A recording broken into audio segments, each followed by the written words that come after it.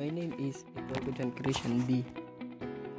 This is my report to how to get gyro error, compass error, variation, and deviation. Dito, gumawa ako ng lighthouse, bezel, then kinuha ko ang gyro heading 316,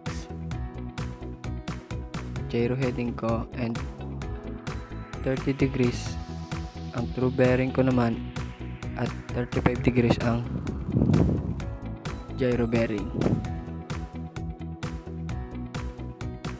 Then dito yung kinuha ko yung given. Gyro heading is 316 degrees and magnetic heading is 313 degrees. Then true bearing is 30 degrees. And yung gyro bearing ko naman ay 35 degrees.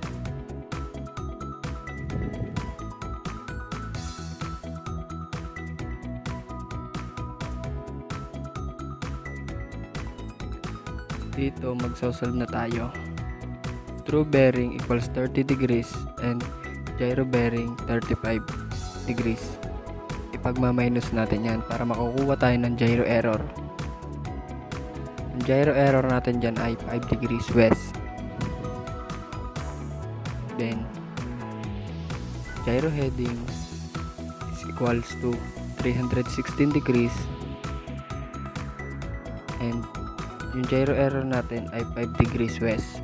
Para makuha natin yung true heading, kailangan natin pag-minus din tulad ng ginawa natin dun sa true bearing at gyro bearing. And makukuha natin dyan ay true heading 311 degrees. Then para makuha natin ang compass error ay pag-minus natin ang true heading at magnetic heading. True heading is 311 degrees, magnetic heading is 313 degrees, equals to compass error 2 degrees west. And this is my report to how to get gyro error, compass error, variation, and deviation. Thank you.